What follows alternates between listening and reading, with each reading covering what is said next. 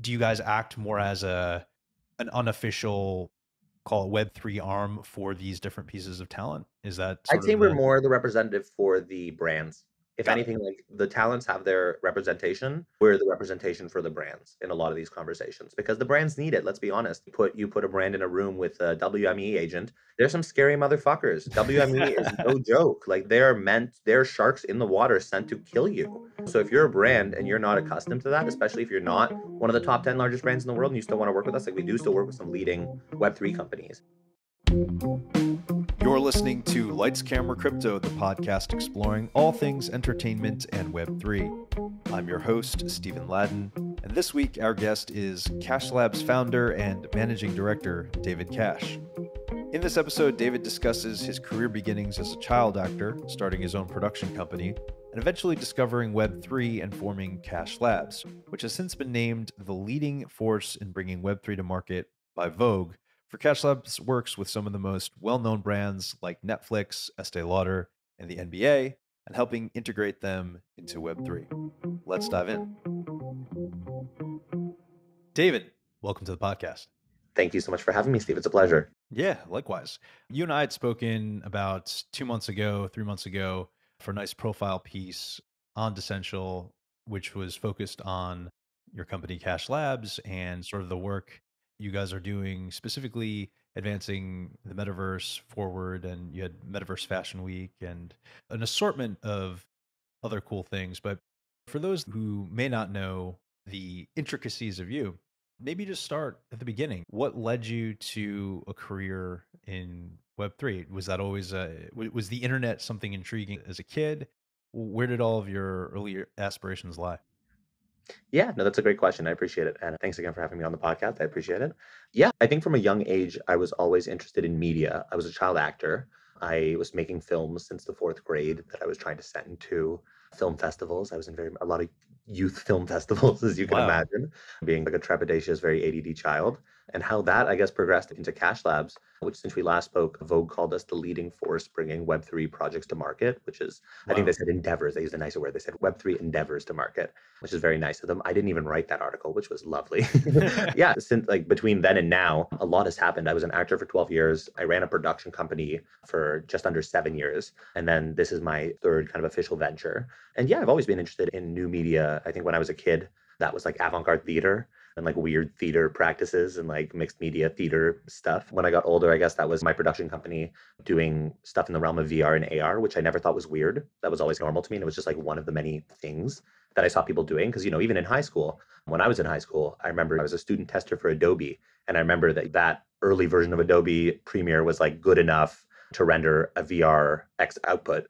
And so we tried some like experimental VR stuff. It was terrible. It took 48 hours to render anything. But I was always interested, I'd say, on like a creative level. And then in my production company, in addition to that, we also did a lot in the early days of influencer marketing and content creation.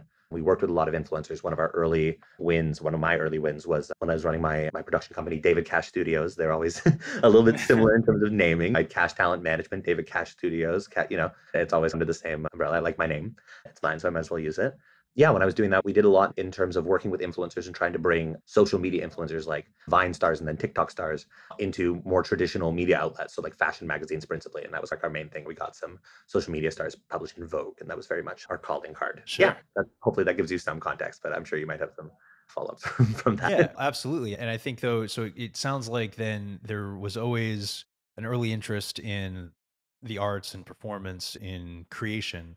And so it sounds like you took that initial route directly to it and to the arts, and then pivoted and merged art with more of a business slash advertising. You were Yeah, able to merge those two worlds together into maybe what you have now. no, absolutely. Andy Warhol said something to the effect, I always butcher the quote, but it's something to the effect of business is the finest form of art. And I think to your point, I absolutely did take the more direct approach initially. When I was in high school, I did everything. I played 6 instruments. I was in every play. I wanted to I was the head of the film club. Like I wanted to do everything. And that all when you had to choose, when you had to go to college, my first choice, I guess first love was acting. And then I did have a director. I won't give the whole spiel. This is very much the Coles notes, but I did have a director once tell me, I was in a professional production and a director told me, David, we don't pay you to have ideas. And that was like, oh, Crushing. it was, yeah, absolutely. It was terrible to hear that. That very much made me think. And it's funny because I had a high school drama teacher who was always telling me when I was saying, I want to be an actor, I want to be an actor. She was always saying, David, you're going to do so much more than acting. And I always took offense to that until I was much older. And then I was like, you know what? She's right. That was her trying to protect me from, I guess, that future person who was sharing with me that he wasn't paying me to have ideas. And so from that moment forward, I guess I more and more was just trying to get paid to have more ideas and going bigger picture. And that does often result in the business aspect of it. Businesses are not easy to run and run successfully. A lot of people have a lot of challenges when it comes to financial literacy, and that combined with an artistic pursuit and the marketing and the creative and the commercial and the selling an intangible luxury good, all of these things that are so disparate and come from so many different worlds. It takes a very specific individual to bring all those worlds together. I feel very lucky to have experienced all these different kinds of verticals. The fact that I've been an actor allowed me to be very well media trained and be in front of the media from a very young age. The fact that I ran a production company allowed me to literally wear every single hat because I was very Right. scrappy at the beginning and I took every single job that I could possibly get for the first 7 years of my career. You need a stylist? I'm a stylist. You need a props master? I'm a props master. You need a third PA to the front who can drive a golf cart? Sure, that's me. And I did that for a long time until I started being taken seriously and getting better and better clients, going from working at the local Chabad at my college, my first year of running my company, to getting clients like Netflix and Gaviscon and Brisk and all these types of people that I was working with towards the end of my first production company. So yeah, it's all a process and it's definitely not a sequential or normal, but I think to work in an industry like Web3, where we're working at the intersection of art, tech, fashion, music, did I say tech, sports, tech again, right? It's a very confluous, it's a very convoluted is a better word for that industry in a good way, because a lot of these worlds merge and it does take certain types of people who you see having worked in many industries. I've worked in New York Fashion Week, but I've also produced a ton of art shows. I've also been on tour with a theater production. I've also been on tour with a musician as a production person. I've worked music festivals. I've worked nightclubs. I've worked a lot of these different places, and they all come up when you're doing something like launching a Web3 project or bringing a brand to market, a big international brand to market. There's a lot of expectations and a lot of mixed worlds, I think, that come up. Anyway, that's my long winded answer. Long-winded, but very informative. So you had all these different experiences and you had all these different intersections, as you said, with different industries. What was it about Web3 that made you feel like that was the path coming from this more acting, artistic production company background? How was all of that experience the lead in to eventually Cash Labs in where you are now? Yeah, great question. So, first of all, what I always like to mention is I was always interested in blockchain tech for various reasons. By always, in 2014, I bought some Bitcoin and I used it for some less than favorable purposes. I'm going to be honest, I'm in Canada, it's legal here. Bought some Bitcoin and I bought some weed when I was in high school. And I feel no shame in saying that. Now it's legal where I am. There's no issue in that front. But that being said, I bought just a teeny bit of Bitcoin, like one or two Bitcoin back in the day, or probably much more. And I'm just trying to say that and be humble about it. Because at that point, Bitcoin is not worth very much. And yeah, that's what I did back in 2014. Fast forward to 2019, I was amongst other things, like I said, I was doing photo shoots and getting in Vogue. So a couple of my images were distributed through Getty Images. So I was labeled as a photographer on Getty Images through this program that I was working in. And Maker's Place, the marketplace, Maker's Place was actually reaching out to photographers on Getty Images and asking, hey, you want a free mint on the blockchain? And I think they were actually offering three mints, but I only took one. I just did one. And I was like, I don't see the value. I don't see people lining up to buy my blockchain photograph. Like I didn't Right. understand what it was. It didn't make they weren't calling them NFTs at the time. They were just trying to adopt people into onto the platform. Right. And that was one of my moments that I'm still hitting myself about. Like, I didn't take advantage of that moment because I really didn't understand. I knew what the blockchain was, but I didn't literally make that connection being like Bitcoin photograph. Like that didn't I didn't understand it at that point in time. Fast forward not that long, less than a year later, I thought things were going really well for me in the traditional entertainment industry up until the pandemic happened. I was literally in Orlando, Florida as a media sponsor for an influencer convention, shooting their promo video, and we were at parties with a lot of people. And I had a whole camera crew. I was living life. I was going to all these things. We were meeting with studios. We were like, okay, this is going to be great. And then literally we come home, and 2 days later, our country locks down. Right. So I was like, oh shoot, what do we do? And then for the next 6 months, I tried working under that climate, and it really didn't work for the work that I was doing. We did a commercial for Gaviscon, and it was supposed to be a half day to a day long shoot. We ended up on set for 10 days. We didn't get paid overtime. It was really brutal. Ooh. I had to carry a fridge up a flight of stairs myself because they were only allowed like 5 people on set at a time. And that included the art director and all production crew, of which I was the art director. it was a mess. So it really wasn't like safe or good to be working in that time in like the film industry or like the entertainment industry, let's say. So I was having difficulty paying rent, and I got rid of my apartment and I moved back home with my family, and I didn't really know what to do. And one thing led to another. And I actually, as a Hail Mary, I applied to this program in Italy, which was an art direction master's program in collaboration with Vogue Italia, not thinking I would necessarily get in. It was like a 10-person program, and I got in. And then my fiance, now fiance, then long-term partner, applied for a work visa. He got a work visa in Italy during the pandemic somehow. Like all of these things worked out. We traveled to Italy, and I won't give the whole story. And this is not me trying to like get sympathy from anybody, but I did get diagnosed with cancer while I was in Italy, and I started this program. Things were like good. We got back into lockdown. I got diagnosed with cancer. I was in the hospital. I didn't really have much to do in lockdown in Italy, in the hospital with cancer. uh, Sure. Wow. so I petitioned the school. We were doing at the time, like I did a couple of the projects, whatever. We did a couple of photography projects, but at the time we were doing a trend forecasting research project. And this is that moment where I was at home on Clubhouse. I get this project that I'm supposed to do, and I'm listening and I'm talking and I'm having all these conversations, which end up being about NFTs. And at first, I didn't really understand them and I didn't know what they were. And I was sitting in a Clubhouse room one night with a couple people who were like executives or like higher up people at various fashion brands. And I was at school in Italy talking about fashion every day. So this was like my moment that it like came to me and it made sense. And these people were talking about every time you sell a bag at a Gucci or a Prada, this thing comes with a receipt and a certificate of authenticity and a membership card. And you get put into a separate CRM system. And then you also get put into a separate email system. And you also get prioritized on each separate social media platform and blah, blah, blah, blah, blah. He had this whole long thing. And he said, all of that could be replaced by an NFT. And I just had a complete aha moment. I was like, holy shit. I hope I can swear in here. If not, holy shoot. 100%. Yeah, yeah, No, that's cool. this is it. Oh my God, that's that. And then I had my whole aha moment of, oh my God, that's that thing that I minted a year ago. Are you kidding me? And then I go to my email and I find 50 unanswered emails from Maker's Place. And I start like frantically replying to them. And I just like completely go down a rabbit hole. And the reason I mentioned the trend forecasting assignment, after going down that little rabbit hole, I was like, emailed the professor. I'm like, I can't be in class right now. I don't know what the hell you're teaching because I can't be there. So can I just do this trend forecast on NFTs and I'll apply it to fashion because I see the parallel, I see the use case very clearly. And she said yes. She didn't know what the hell I was talking about, but she said yes. And then I did this trend forecasting and then she understood. She was like, okay, wow, this is very impressive.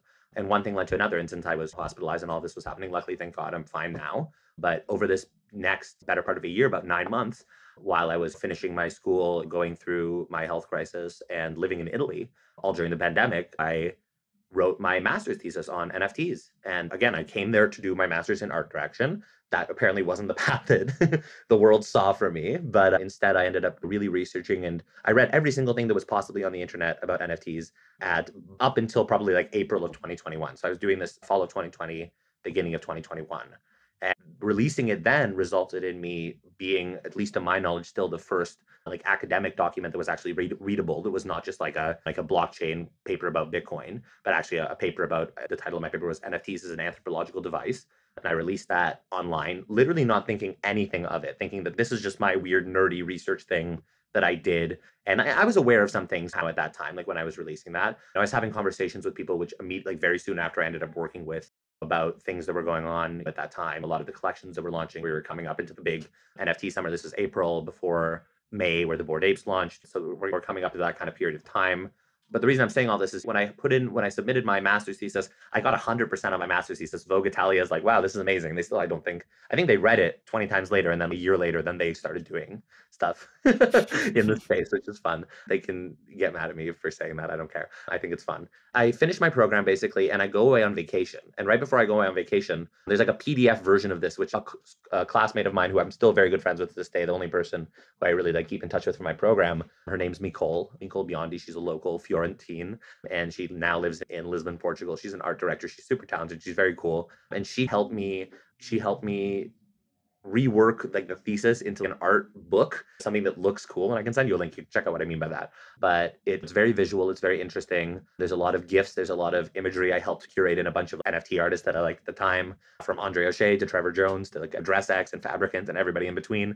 And we made this like ebook. And so we put this book on the internet. We literally have an Adobe link where you can view it. And we put it through like a bit.ly so we could see how many people actually read it. And when we posted it online, like maybe 12 people, 15 people read it. And then I went away on vacation to Greece for a week because it was like when lockdown lifted at the end of all this. I'd not been anywhere the entire time I was in Europe. I couldn't leave Florence, let alone Italy, which was a bummer. But I was like, I'm going to Greece. I want to go to Greece. So I go away. I don't check social media for a week. I don't check anything for a week. And then I come back and it went from 13 views to, I thought it would be more. I don't know. In my mind, I was like, I thought it'd be more at first, but it was like 1,200 reads. And I was like, oh, wow. That's a lot of people read my thing. Like actually, and I was like Yeah. thinking about it. I was like, wow, that's like really quick. And I didn't put this anywhere. I just sent it to a few people, like people Like who no publicity or anything, no, right? like literally people on Clubhouse who asked me for it. I sent them the link, and like a few like professors and people from my school who like asked me for it. Like maybe I sent it to maybe 20 people, and then like 1,200 people had read it, and I'm like, damn. And then again, I'm like sorting out leaving Italy. All these things are happening in my life. I'm talking to people to try to get a job out of school, and then I start getting all these emails, and I'm like, this is interesting. And I'm like starting to answer some of the emails. So I'm like, these are good emails. Outlier Ventures reached out to me and they're like, we like the way you write about NFTs and we should do a NFT magazine together. And I'm like, okay. And so I started writing for them. And I wrote the first one of the first articles about the Bored Apes. And I wrote one of the first articles about the Me Bits. And I was starting to do some of this stuff. But then I was getting a lot of emails and I'm like, damn, where are these emails coming from? And I looked at the document link and then it was like, oh shoot, 30,000 people have read this. Wow, that's crazy. And my email was just straight in the document. It wasn't like it was just my personal email because again, I didn't think that many people would read this. And so one thing led to another. At a certain point, I was getting like 10,000 emails a week and like really Wow. trying to keep up with them. I have some screenshots of my inbox at like 20,000 emails, 50,000 emails, like just trying to like barely keeping up with even a fraction of these. Eventually, I got an assistant. Her first job was to help me go through all my emails. Actually, I got two assistants. Sure. Her first thing was just go through all of it. And then I realized I only need one after they went through the 20,000 emails that were sitting in my account. And out of all of that came the birth of Cash Labs because I had all of this inbound, all of these people asking, what do we do with NFTs? I had 7 years of commercial production experience across mediums, and I had a master's thesis on NFTs. So it was just this kind of confluence of these two worlds together that just birthed Cash Labs. And now there's a lot that we do, but that's how it all started. It's just started again, same way as David Cash Studios, but on a little bit of a grander scale with me just saying yes.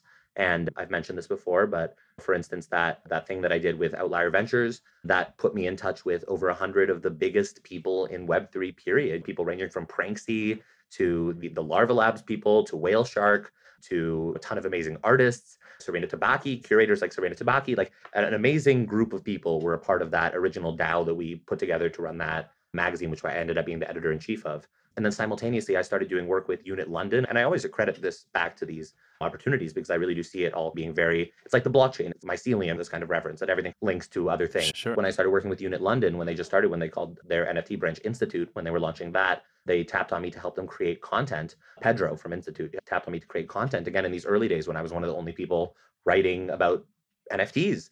And that's how I met people like Krista Kim. That's how I met a lot of the people who I work with today and have worked with and been close friends with for years. And Krista is also a huge catalyst of how we blew up and got so many opportunities. But it was also very organic. I did an interview with Krista for Institute and we did an hour-long interview. We got along really well. We had a lovely time together. And then we get on a call to talk about the next piece of content. She's like, where are you based? And I'm like, I literally moved back to Toronto, Canada 2 days ago. I was living in Italy. She's like, get out. I'm in Toronto.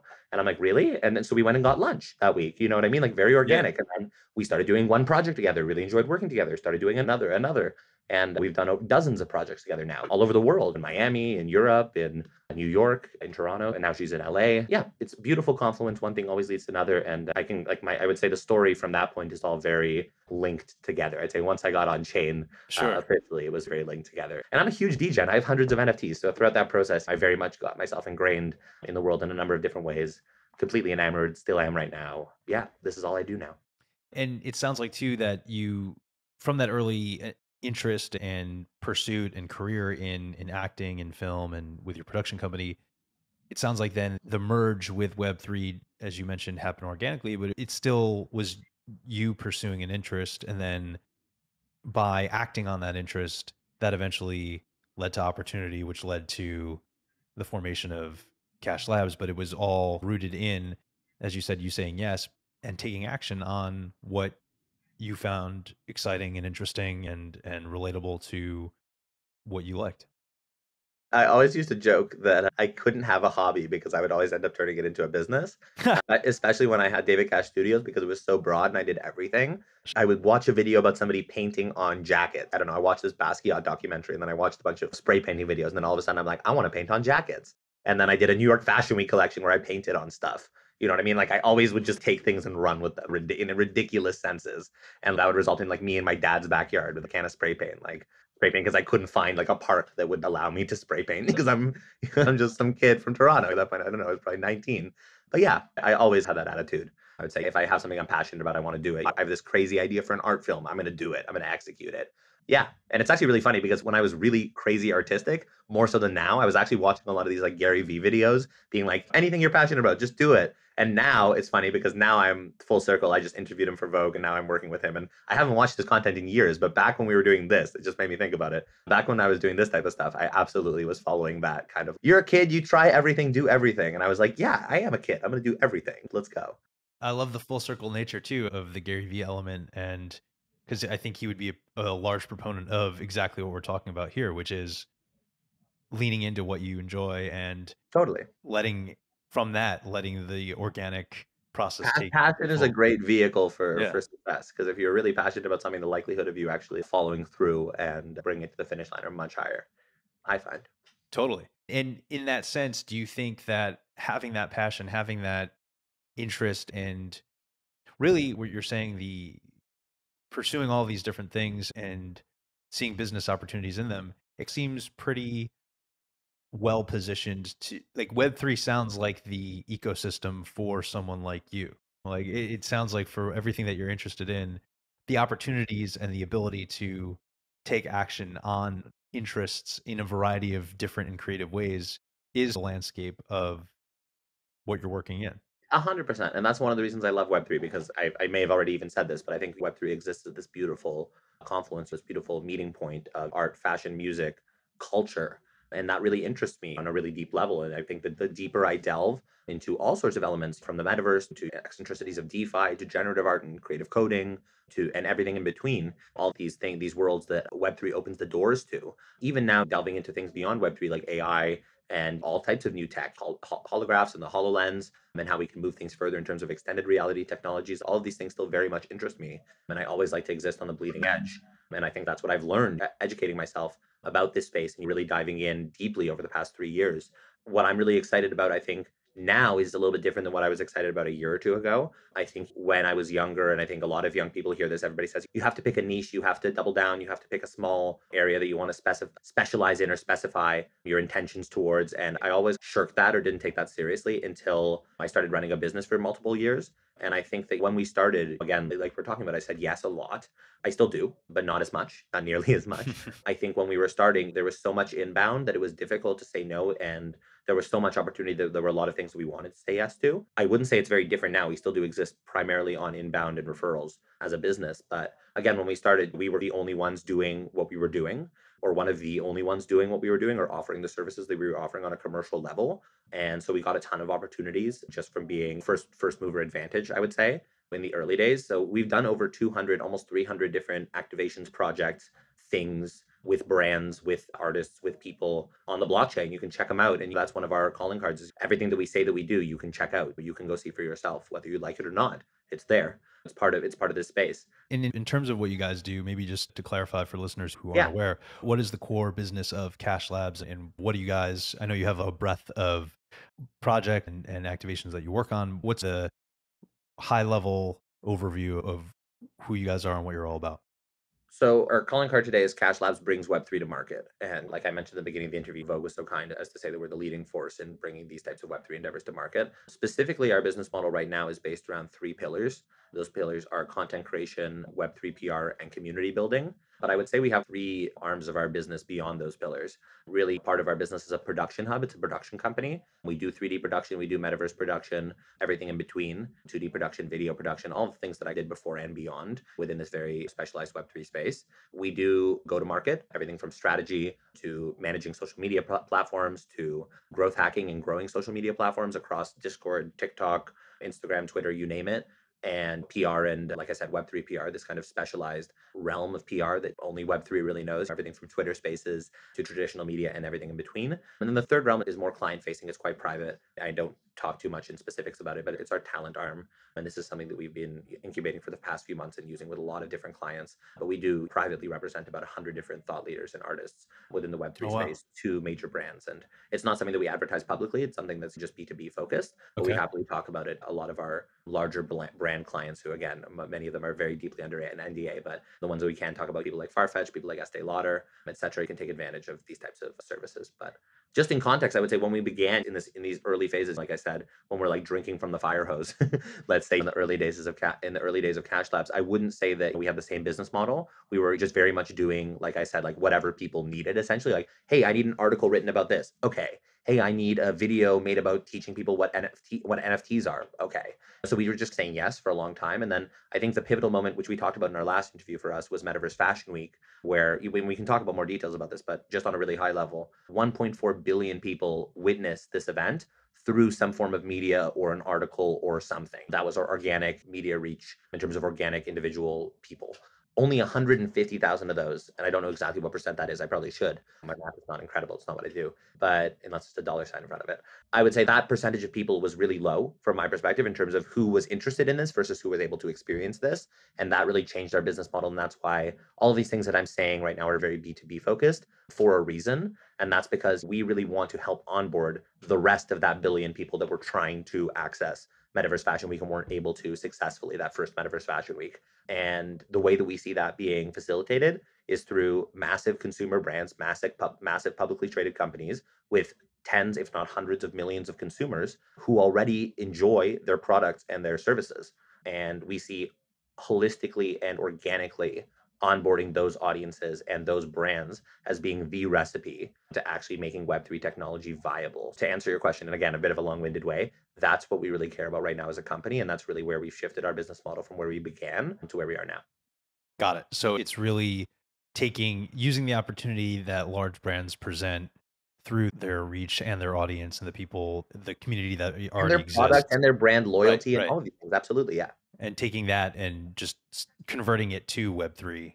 Solving problems with technology. I think what we're doing a lot of work right now for a conference that we're going to be presenting at next month called Collision. I'm not sure when this is going out, but in June of 2023, we're doing a conference called Collision, and we're going to be doing a lot of marketing to a lot of very like mainstream people. And when we talk about Cash Labs to people who don't know anything about Web3 or anything about any of these technologies, our byline is really let us help your business use technology, new technology to your advantage instead of letting technology use you, period, double space, whether it's AI, whether it's Web3, whatever it is. I think that's the ultimate thing for businesses. We specialize, at least the people who work for my company, we specialize in riding these waves of new technologies. And I know there's a lot of fear, and some people don't even like to talk about Web3. I love Web3. It's done a lot of great things for me in terms of like how I run my business, in terms of how I live my life, in terms of how I have a tab out right now open on OpenSea where I just potentially made $10,000 on an NFT drop that I'm currently involved with monitoring because I bought into it because I love it. These access points and these benefits to life, to intangible benefits that I believe that Web3 offer, I believe are universal for businesses. But I also think that businesses are always interested in what's next. Most of the leading companies in the world have an innovation department.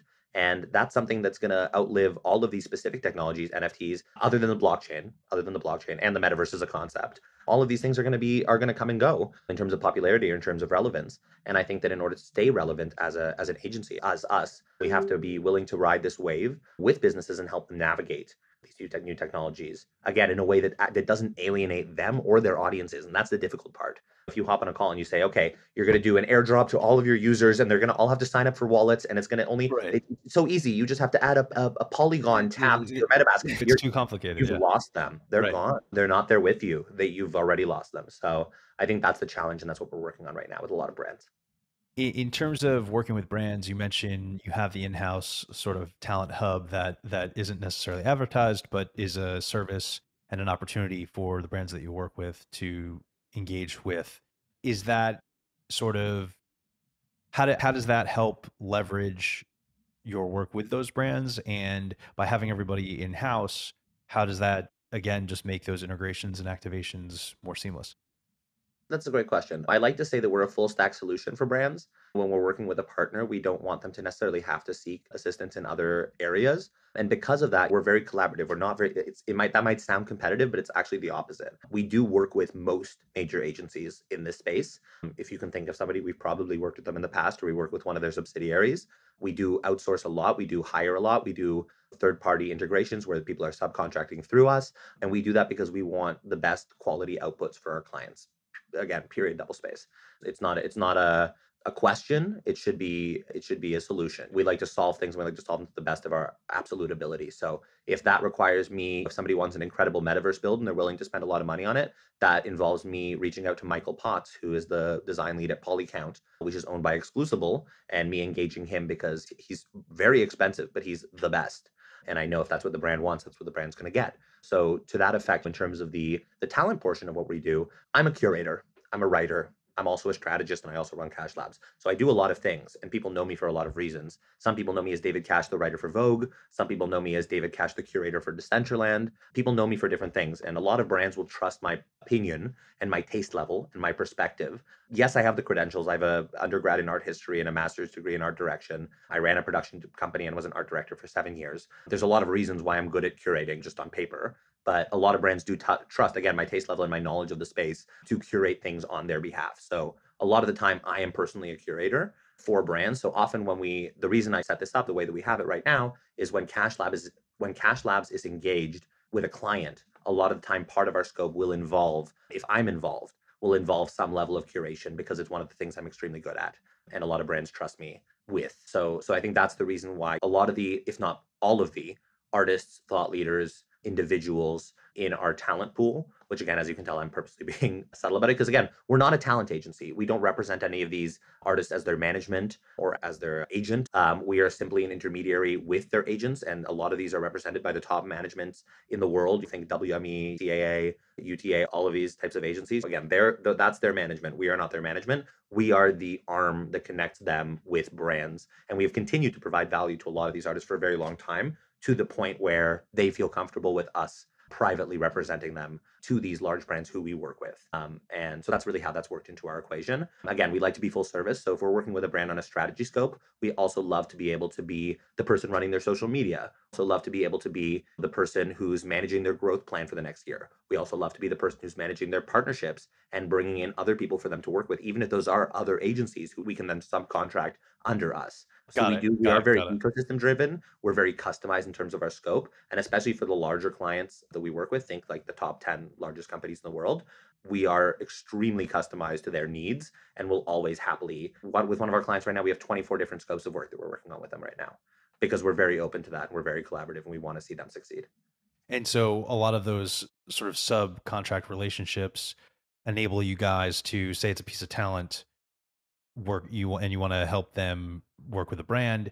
You're aligning the needs and interests of both parties, the talent and the brand, and then working with the CAs, the WMEs of the world to Sometimes it's necessary. and is that do you guys act more as an unofficial, call it Web3 arm for these different pieces of talent? Is that I'd sort say of we're the more the representative for the brands.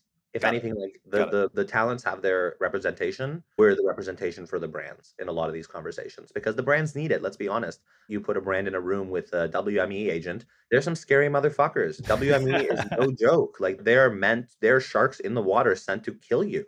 So if you're a brand and you're not accustomed to that, especially if you're not one of the top 10 largest brands in the world and you still want to work with us, like we do still work with some leading Web3 companies and beyond. I'd say it's helpful to have somebody on your side who understands the situation and has been there before and who can be there on your side. So I think yes, we're there for the artists always, but we're also very much there for the brands and we like to be that intermediary. I always like to call myself a gate opener, not a gatekeeper. If I'm working with a brand and if you're my client, my job is to facilitate communications of all kinds. My job is to make that launch as successful as humanly possible because I want to see what's going on right now with this drop that I had the pleasure of working with the folks behind. They were extremely successful and the floor is reflecting that. In one day, they did over 380 ETH in secondary from a collection of 400 pieces during a bear market. Like that's the kind of success I want to see for people on a very regular basis. And anyway, I'm going on a tangent, but you get the point.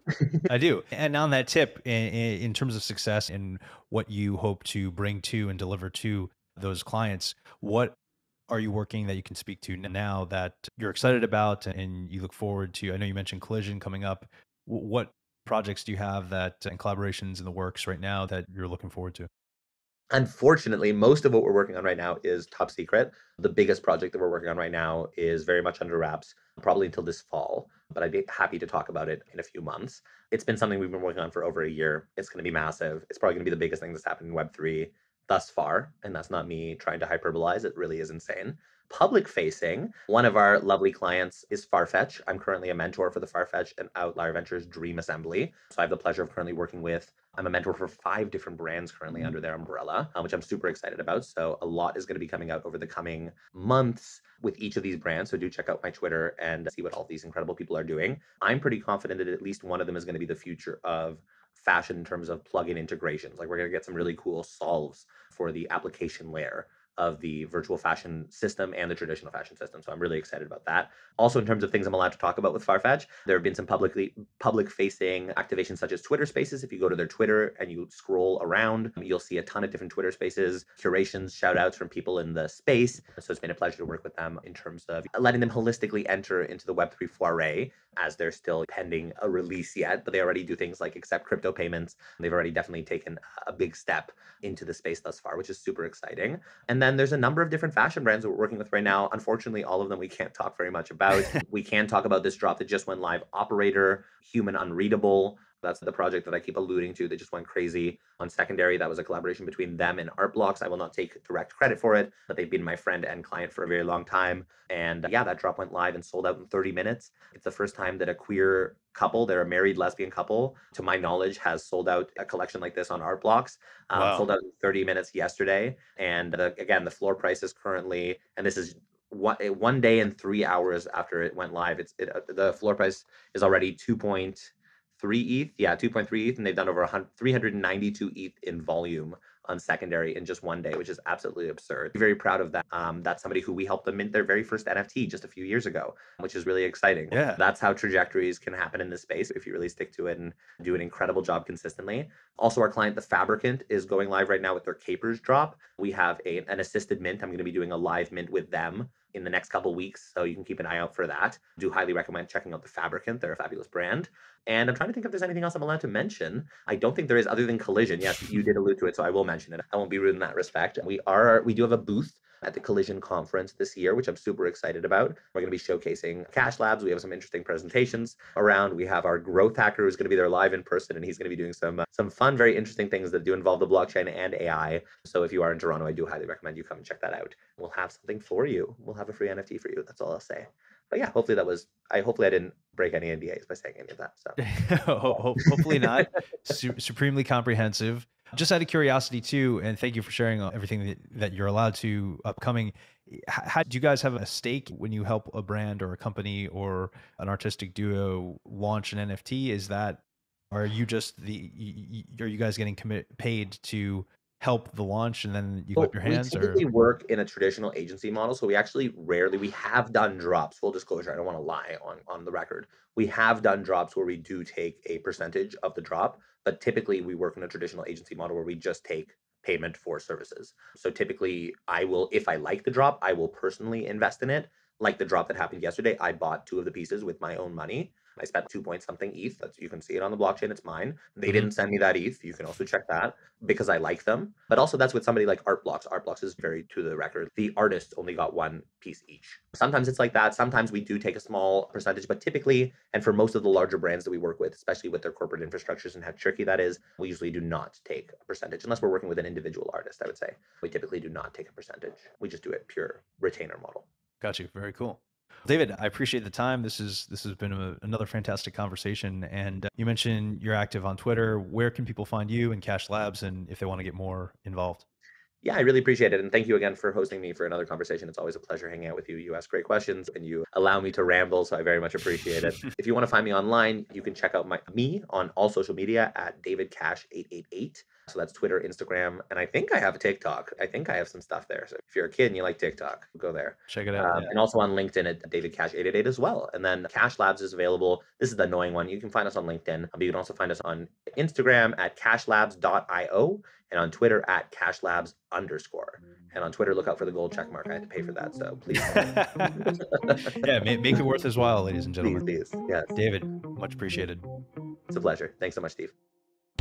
Thanks for listening to another episode of Lights, Camera, Crypto, a podcast produced by Matt Bogart and Decential Media. Music by Brian Duncan and Kareem Imes. If you enjoyed this experience, be sure to rate and subscribe to our show and to follow @Sladden and @Decential Media for additional content.